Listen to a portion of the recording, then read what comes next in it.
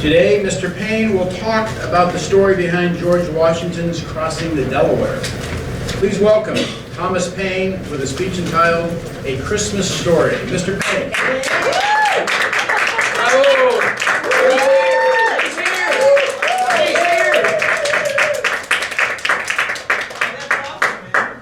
Good morning. Good morning. I am so happy to be here. It's been such a long time. So, as you just heard, I'm best known for some pamphlets I wrote in the late 18th century. It was The Age of Reason, The Rights of Man, American Crisis, and, well, this one right here, Common Sense. Oh my God. First published January 1776.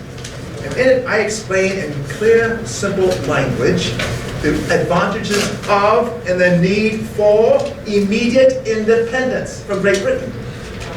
This book sold 150,000 copies in 3 weeks. Wow. 500,000 copies in 3 months. Wow. And by the way, I donated the copyright and all the royalties to this book in support of the American cause. Wow. Thank you.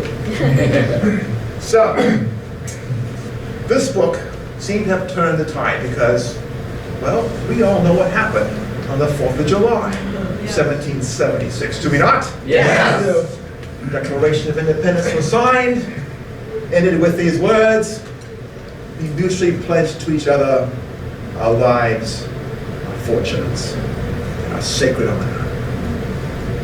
This book pushed people off the fence towards independence. You're welcome. So,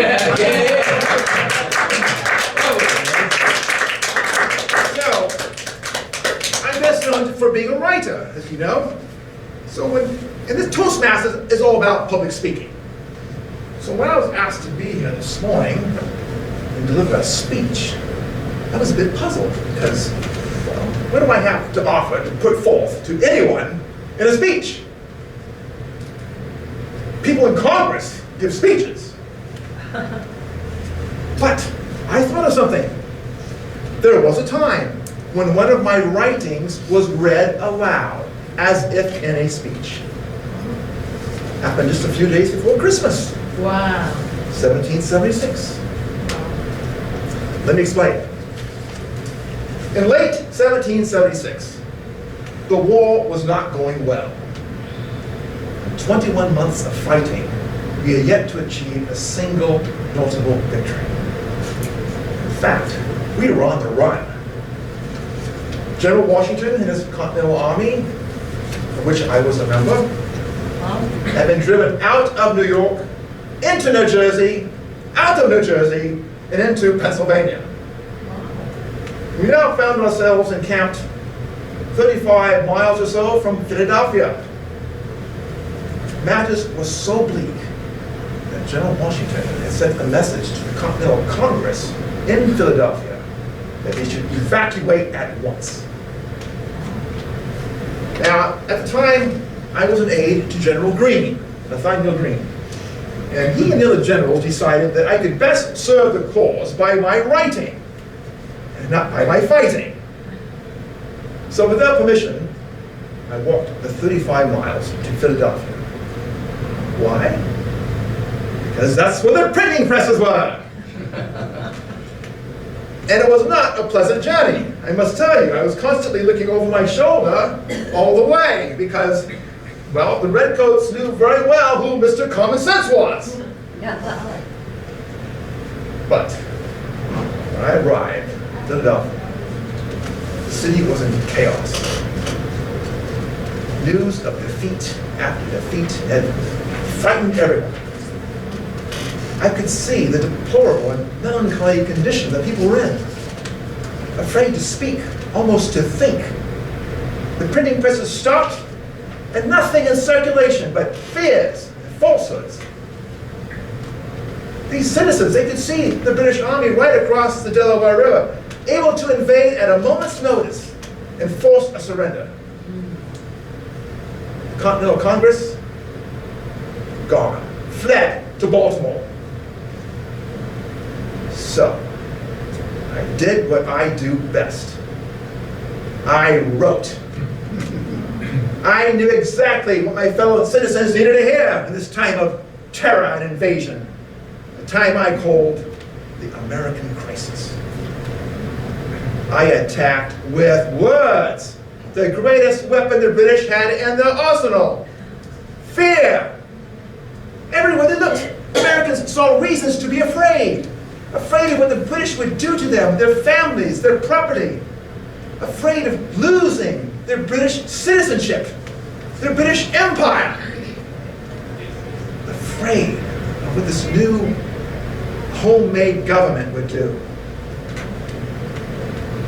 I thank God I fear not. I saw no real cause for fear.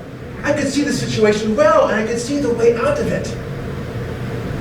I wrote that this revolution was for a cause far greater than a disagreement over taxes.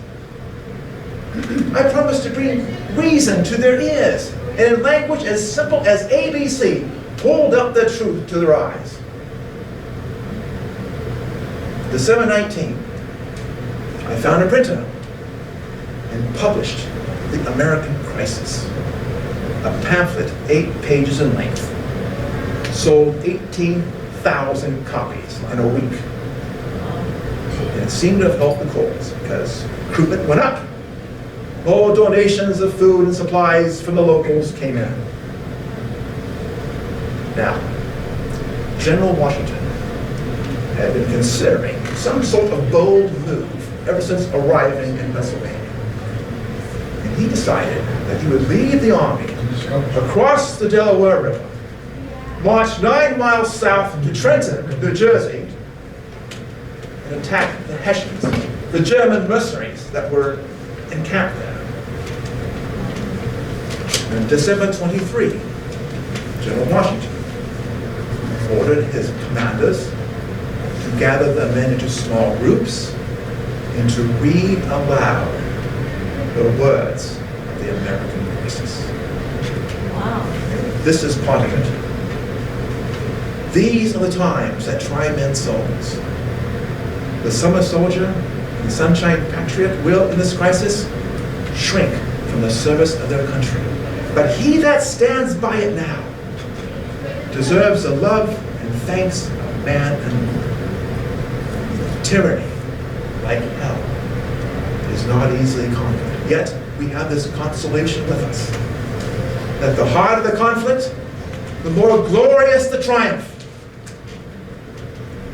Let it be told to the future world that in the midst of winter, when nothing but hope and virtue could survive, that the city and the country, alarmed by one common danger, came forth to meet and to repulse it.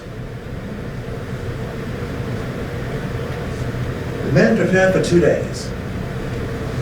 And late on Christmas Day, under cover of darkness, using an army of boats, we moved 4,000 men across the Delaware River 300 yards through ice floes, strong currents. At 3 a.m., reached the other side, and from there, south to Trenton. Many of the men leaving bloody footprints in the snow with their bare feet. A 9-mile trek through a blizzard.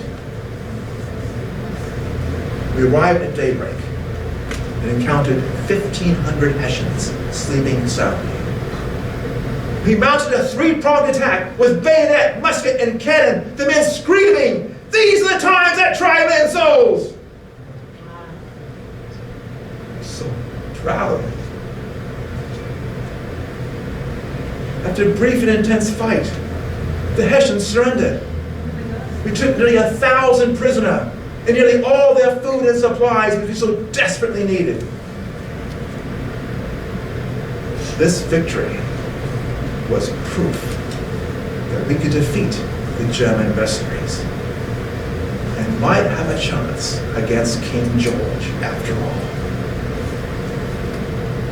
And for you this morning, an example of the power of the spoken word.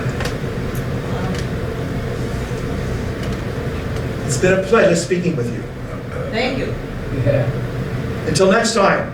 Yes. All right.